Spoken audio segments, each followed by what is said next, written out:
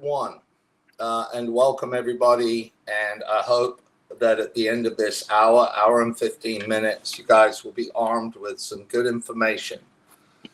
Step one, there is a step zero. We're not going to spend a lot of time on it. Step zero is pre-check, right? Step zero, if you were, is making sure you're dressed for success, that you're at work early, that you've already had your coffee and breakfast, that your spas are wiped down and looking pretty, and that you are up to date with all your inventory knowledge, and that your product looks a 10 out of 10, right? That's step zero. Step one, and again, I'm not going to spend a ton of time on this, is the most critical step, right? A pilot, before he flies a plane, does a pre-check, right? Certain things have to happen in order for the remaining steps to make sense. So opening the sale, and you've heard us talk about this for years now, is absolutely critical. If you just jump in like a cliche salesperson with, how can I help you? You're going to get the proverbial, no thanks, I'm just looking. So we want to make sure, especially for salespeople on this meeting that haven't been through the sales training, that a lot of time is spent learning how to break down resistance and establish a relationship that is personal and not business. When you greet a customer, think about them coming into the front door of your house. You got to make them feel comfortable. Come on in. Can I get you a drink? And then if we're there to talk about something specifically, that comes after we've kind of warmed the person up. This is very important. If you don't break this resistance down, and bear in mind, consumers are absolutely exposed to horrific sales practices all over.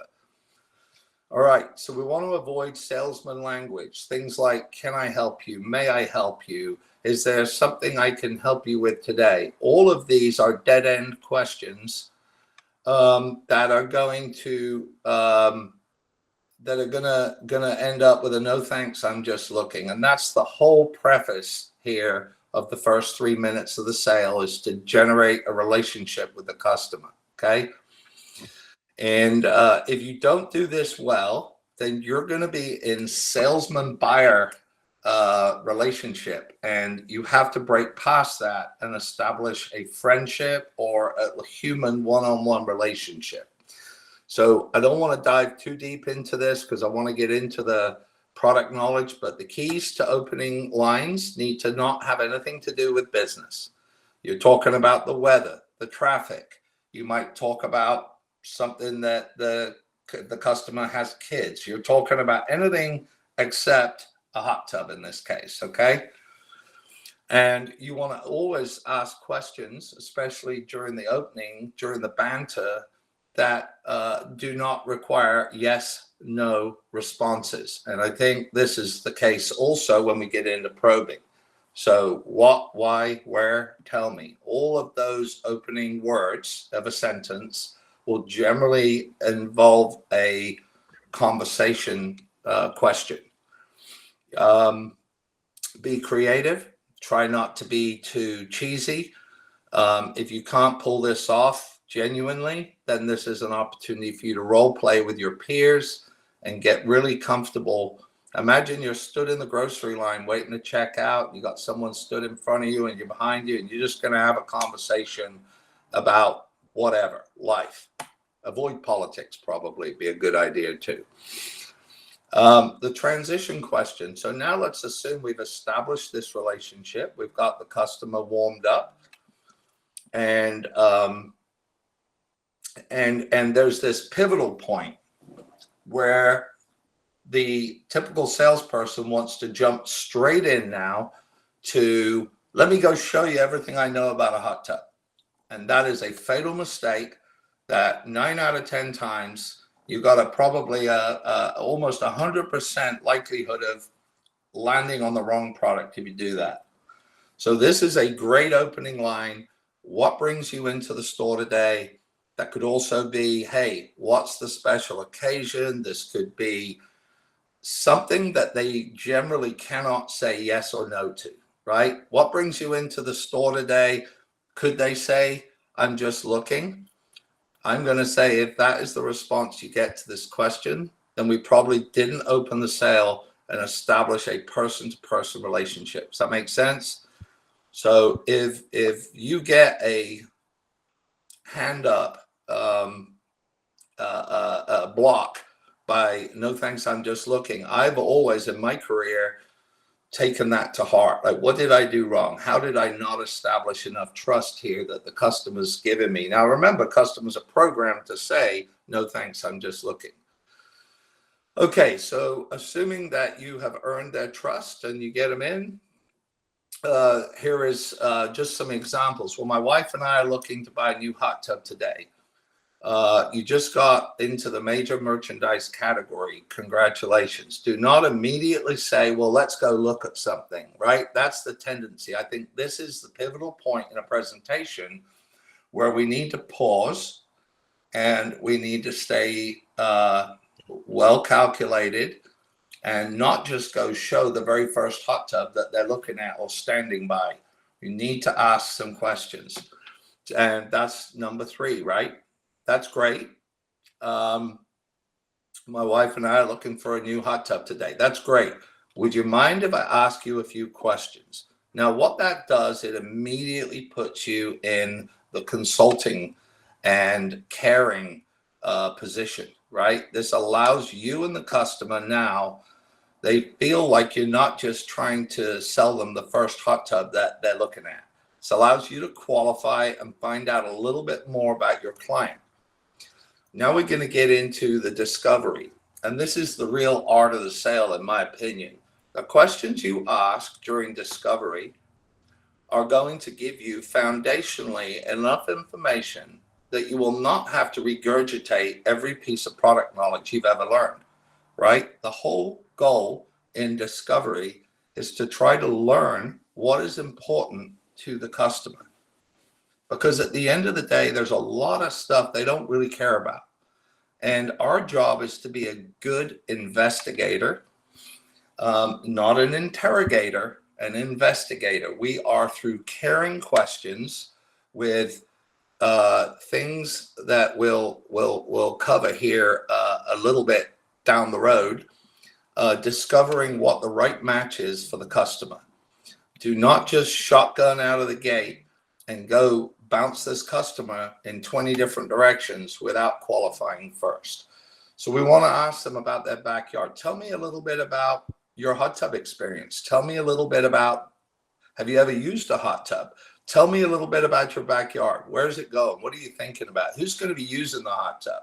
What is your favorite activity in your backyard? You know, just doesn't necessarily have to be always about the product.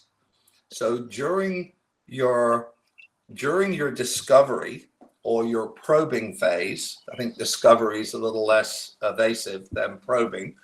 However, during that period of time, you're in a fact gathering mission. Now, if you have a bad memory like I do, this is where you've got to either make a note and have a little book or make some notes. Say, hey, I just want to make some notes just so that I can understand how to best serve you. And then my job as a customer or as a salesperson, I've always felt like my job is to give you some information during our time that we spend together here today so that you can make a well-informed decision. That is a great line. I'm telling you, it's used by some of the best hot tub salespeople around the country. If you adopt that during this phase and say, hey, my job is just to transfer what I know to what you're needing to know or what you would like to know so you can make a well-informed decision so that you can feel good about purchasing a hot tub, whether it be from us or anybody else. And that's an unusual thing to say to a customer, right? Because you don't want to invite them to your competition. But by doing that, you alleviate a lot of pressure and they don't feel like, oh, this guy's going to go for the close, right? So you're going to give them enough information to make a well-informed decision, right? So what are their primary motives? These are the types of pieces of information that you've got to gather in order to be able to go to the next step in the selling process. You need to be able to find out what is their motivations. Are they looking to entertain family, friends, and fun time?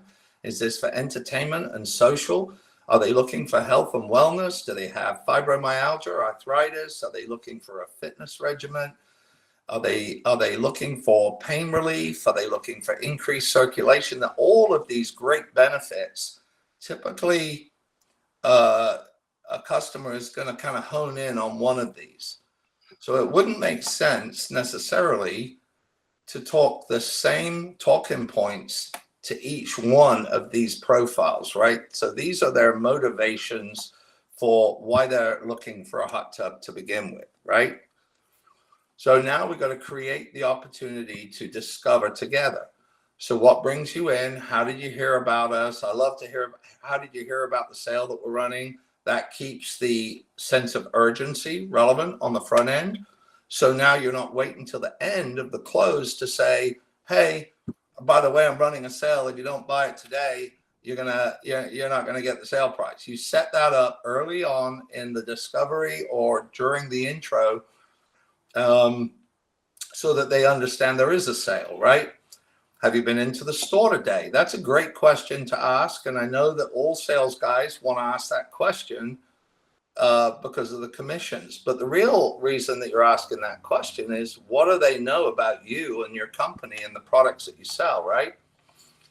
Would you mind if I ask you a few questions, right? So again, it's the same thing. We're trying to get into the discovery. What's the special occasion? Why a spa? Why now? It's okay to ask these questions and it will get them talking. Tell me about your outdoor living space. Tell me who will be using the spa primarily. How do you see yourself using it? What have you seen so far that you like? These are the questions that are going to give you the golden nuggets that you can be able to use during the demonstration, right? Create the opportunity to discover. Now that it's time to discover the benefits that fulfill primary motivations, color, style, seating, power, accessories, options, etc. Now we can tailor our presentation to the primary motivations. Because if we are just product puking and talking about everything we know about a hot tub, and we're not tailoring the features that are of high value to the consumer, then you're just spinning your wheels, or you're going to disengage with the customer because they don't feel like you've really heard them, right? The goals of the demonstration are to establish value on the product and feature in the customer's mind.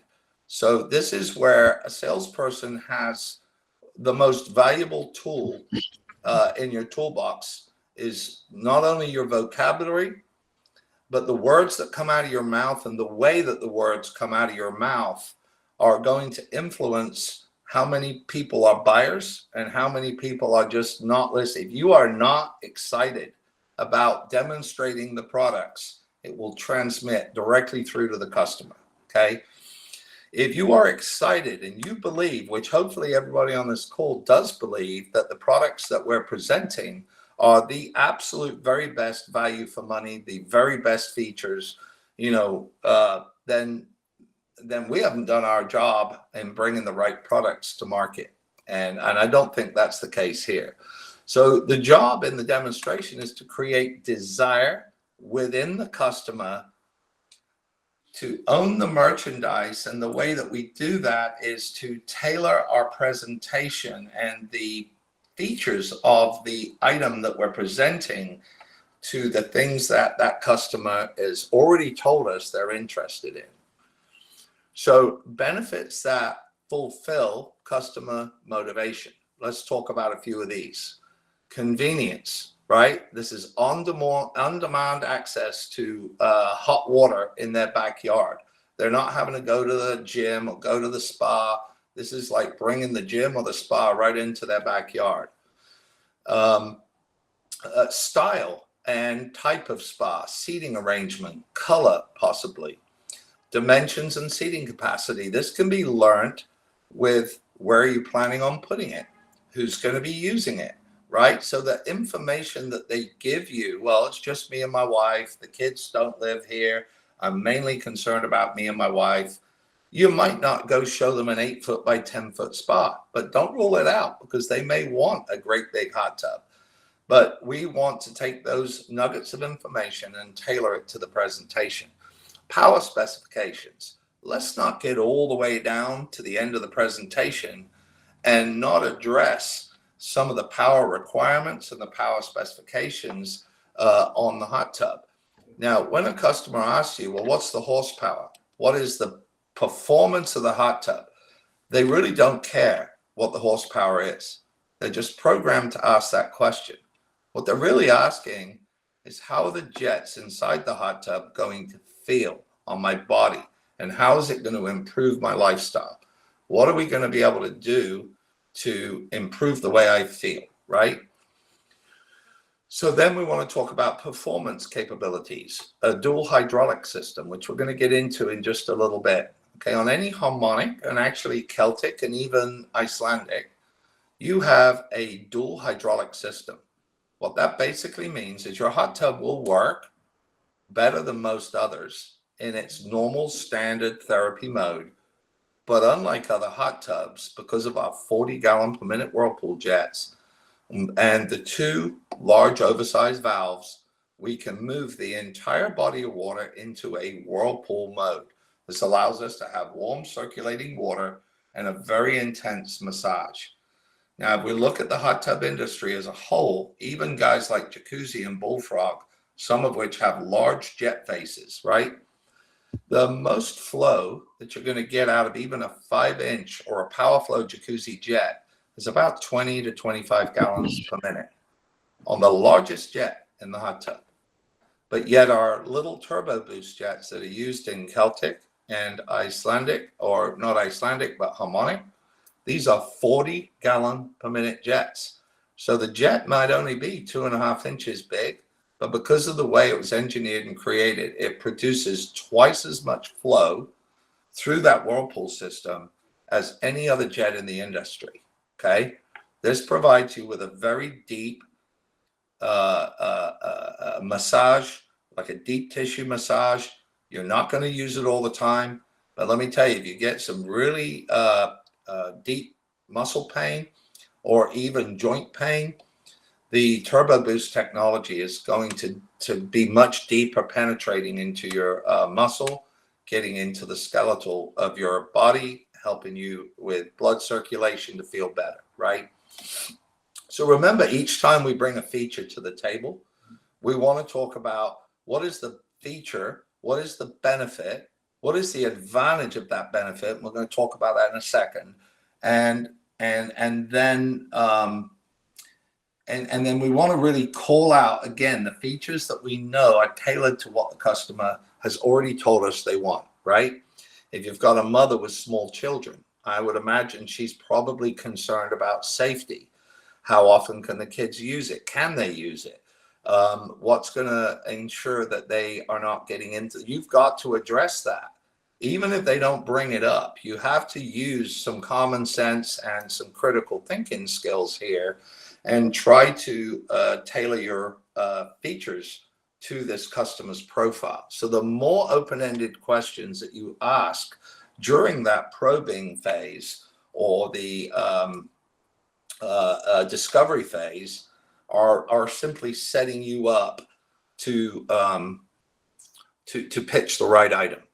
All right, let's talk about the jet specifications. As you well know, in all of the harmonic and the Celtic, we not only have the turbo boost, but we have the low profile jets, and we're going to talk about that. What's the benefit? One of the things that I like to say, and I don't remember where I picked this up from, every time I give a feature and an advantage and a benefit, I have to remind myself to say, so what? So if I just tell a customer, by the way, this hot tub's featured with turbo boost jets, that means absolutely nothing to them. They don't care. What they want to know is, what is the benefit of a turbo boost jet? So the benefit of a turbo boost jet is that it provides almost twice as much water flow through a smaller face than any other jet in the industry.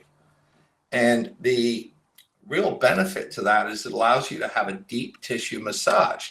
The advantage here with that type of system is that you can utilize your hot tub for health and wellness well beyond what other hot tubs can produce with flow rates of almost half. Doesn't that make sense? Right? And you want to get an acknowledgement each time you do this, guys. You want to be able to bring this to the surface, talk about the feature, give them the benefit of that feature. Where's the advantage of this over maybe others?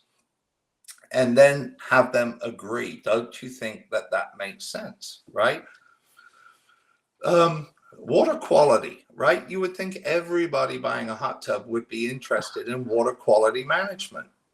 That's not the case, all right?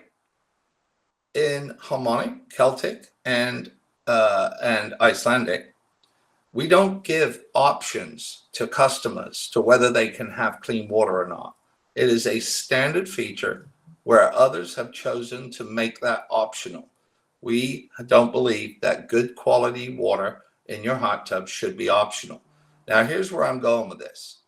You got two customers. Let's say you got an engineer and his wife, and then you've got a country club member who lives in Brentwood, and they're a lawyer, they're a doctor, they're not really concerned about the technical details. What they really want to know is the water's going to be clean, safe, and easy to use. They may not care if it's going to save them money on chemicals. If they're high wealth individuals, they already know it's like not important to them that it's going to save them $10 a month. What's important to them is that when they go to use the hot tub, they're going to lift the lid up, and because of the proprietary water management system, it's just always going to be low maintenance. It's always going to be clean and ready to use. So it's about convenience. So if the engineer over here, he wants to know a little bit more, well, what about this ozonator? Is it UV? Is it corona discharge? Well, then you better have that information in your back pocket to be able to talk to the engineer in a technical basis, right? So this is where knowledge is power in sales, but you don't regurgitate everything you know about a hot tub. So what we're going to cover this morning will be more information than you'll ever have to present to one customer. There's not one single customer that needs to know everything we're going to talk about today. They're all going to have motivations for buying, and we got to figure out what those are. Is it serviceability? Is it the fact that we include cutoff valves, where other, even much higher priced hot tubs have chosen to take those off to save money? Is it easy access to the panels, right? Now, if I've got a couple who haven't asked me about warranty, or they haven't asked me about anything technical, all they really care about is the color of the tub, the comfort of the seats, and how the jets are going to feel. Well, I don't know how much time I'm really going to spend. Yeah, I might mention that it's serviceable, but I might not go into the deep dive, right? Now, if I'm in a dogfight with a competition, then yeah, I might pull this out if it's relevant to that customer, but not if it isn't. Aesthetics, right? Somebody wants this to look good in their backyard. They want it to sound good. They want it to feel good. This is a luxury purchase that many people have spent years saving up or deciding to add to their backyard living space. Everybody, I think, wants to know that the spa is safe. It's ETL and UL certified. It has safety covers that are installed on every cover with latches. It's got sensors and locks to provide a very safe hot water environment. Again, you don't have to go too deep on that unless they ask. Durability, the component quality, and the robust frame. Again, if they're not asking you questions or giving you indications, doesn't mean that you don't talk about it at all, but you might just graze over it. Or it may not be the frame, and it may not be your polyethylene bottom. It might be, hey, I got to show you this K1000 touchpad. It's like an iPad on your hot tub. It's unbelievable. Let me show you how easy this thing is to operate. And what we've found is the easier we can make your hot tub accessible and usable, the more you're going to use it. And guess what? The more you use it, the more you benefit. The more you benefit, the more you tell your neighbors. And, we want you to tell your neighbors that you're having a great time in the hot tub that you bought from Pool & Spa Depot. And you will create an army of salespeople through your customers that are going to be referring them right into your showroom. And one of the greatest hot tub salespeople in the industry has literally got referral after referral of 40 years of doing this because he took the time to develop the relationship and he cared enough about the customer to go the extra mile. So guess what?